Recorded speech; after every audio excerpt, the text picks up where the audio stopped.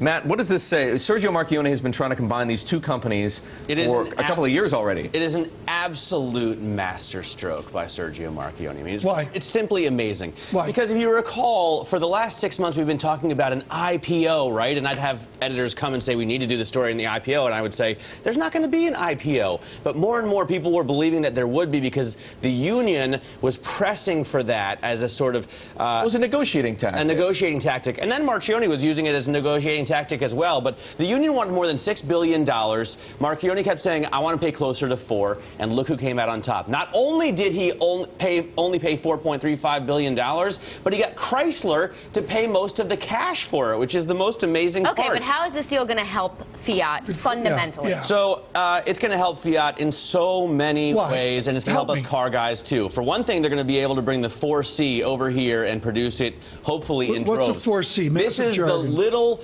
four-cylinder, super lightweight carbon fiber car. It's smaller than the 500? It's smaller than you. This thing is tiny. Well, that's tough, Matt. No, it's going to be a $50,000 reintroduction of the brand that Dustin Hoffman drove in The Graduate. I mean, it's going to be an amazing little supercar for 50 grand. What are they doing different here with Fiat and Chrysler than Daimler, Chrysler, Mercedes did with Chrysler? Look at that 500. What are the best Look at that, Tom. Mr. Marchionne? Well, I mean, here's what they're doing. They are...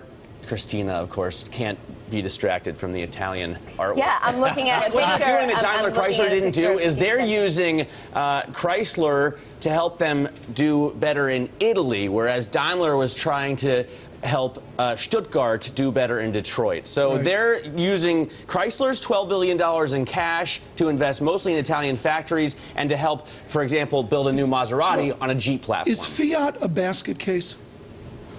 I don't know how to answer that.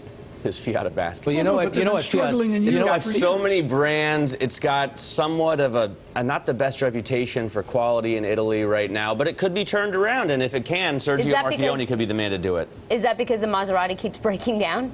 Maseratis are known for breaking down. Fiats are known for breaking down. Alfa Romeos are known for breaking down. Do you know what every brand? Do you know what Fiat stands for? What is it? Fix it again, Tony. Yes. Yeah, well, but that's a reputation from before.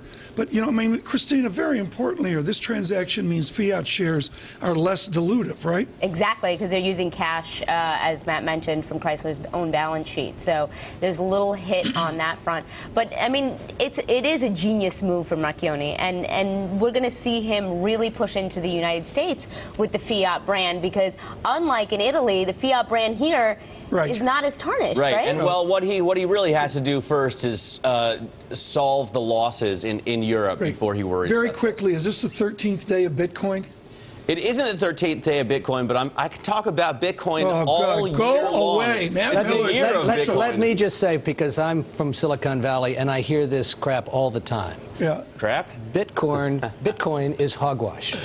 Thank you. There's a break exclusive there. It's a surveillance break exclusive. Bill Harris, formerly with PayPal, saying Le Coin de Bit is hogwash. Can we say hogwash on radio? He said hogwash. You know, you can buy pot with Bitcoin now in Colorado. Well, that's very good to know. Matthew Miller covering it all for us this morning.